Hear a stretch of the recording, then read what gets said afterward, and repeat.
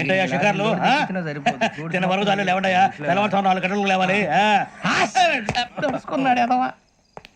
ప్రతి వాడికి ఎస్ఐ అయిపోవాలనే ఈ చలికి తెల్లవారుతో 4 గంటలకు లేస్తే తెలుస్తుంది ఎస్ఐ ఉద్యోగం ఒకటి ఎటు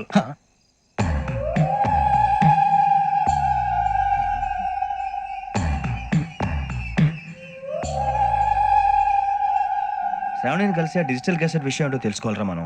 ఇప్పుడు ఆ యోగ్ గడ్ అరే పుచ్చి ఆ భిక్షం ఏంటో చూస్తున్నాడు. కొమ్మతి శ్రావణి గారు చూశాడంటవా? ఇదిగో వెంకటేశ్వరరావు సార్ మీరు ఒకసారి రండి. చూశాడు మీరా? ఎవరయ్యా అది? ఎవరు సార్? చంద్రుడా? కాదు, ఆ బిల్డింగ్ లో అమ్మాయి. బిల్డింగ్ కనిపిస్తుంది కానీ అమ్మాయి ఎవరు కనపట్లేదు సార్. కనిపించబోటువంటి నాకు అంత క్లియర్ గా కనిపిస్తుంటే. అబ్బే మాకెవరు కనపట్లేదు. మరి నాకు కనిపిస్తుంది ఏంటి? కొన్ని దయ్యాలు అంతే సార్, కొంతమందికి కనిపిస్తుంది. దయ్యమా? ఏంటి సార్ భయపడ్డారా? భయపడడం ఏంటి? భయపెట్టడం తప్ప భయపడడం మనకు తెలియదు. మాకేదో తెలియదు సార్. Good night sir. ఇదిగో కొంచెం మా కోట దాకా కంపెనీ వస్తారేంటి? ఒంటరిగా భయమా? చలిగాలికి వాకింగ్ చేస్తే బాగుంటుందిలే.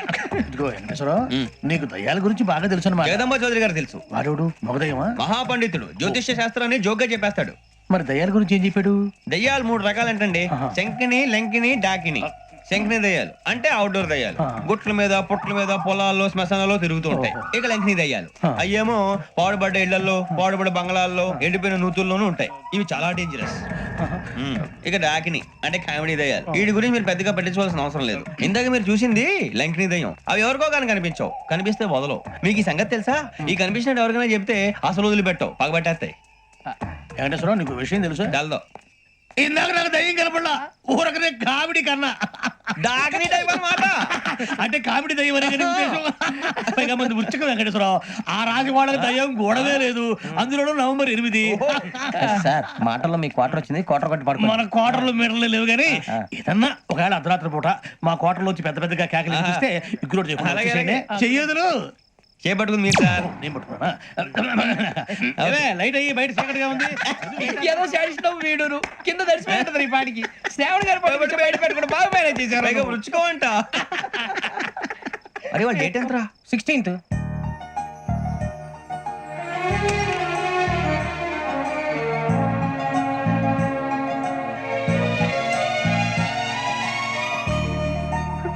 మీ పుట్టినరోజు మాకలే తెలుసు అనుకుంటున్నారా? ఎంతైనా కావే పోలీసు వాళ్ళం. రండి రండి. మీరు త్వరగా కట్ చేయకపోతే మావడి కళ్ళతో తినేటట్టున్నాడు. ఇప్పుడు ఎందుకండి ఇదంతా? మీకు మేము ఉన్నామని గుర్తు చేయడానికి కట్ చేయండి.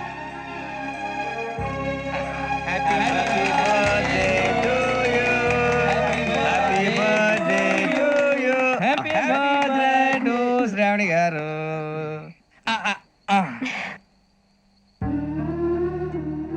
శ్రావణి గారు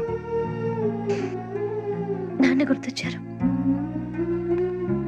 నా చిన్నప్పుడే అమ్మ చనిపోయింది. నాన్నగారు ఇంకో పెళ్లి కూడా చేసుకోలేదు. నా ప్రతి బర్త్డేని ఎంతో గ్రాండ్గా సెలబ్రేట్ చేసేవారు. లాస్ట్ ఇయర్ కూడా. ఒక్క దయ్యమే అనుకున్నాను, మొత్తం ఫ్యామిలీ షిఫ్ట్ అయిపోయినట్టుంది. అయినా ఇవన్నీ నాకే కనపడతాయి ఏంటి? శ్రీ ఆంజనేయం ప్రసన్నాంజనేయం. వాడి మాటలను బట్టి మీ నాన్నగారిని చంపడానికి కారణం ఏదో క్యాసెట్ అని అర్థం అవుతుంది. క్యాసెట్? మా నాన్న ఇప్పుడు డిజిటల్ కెమెరా క్యారీ చేసేవారు. అది ఇప్పుడు ఎక్కడ ఉంది? ఆ రోజు ట్రైన్లో మిస్ అయిపోయింది. అది వాడికి దొరుకుంటే అసలు ఆ క్యాసెట్ గురించి మిమ్మల్ని అడగడు కాదు.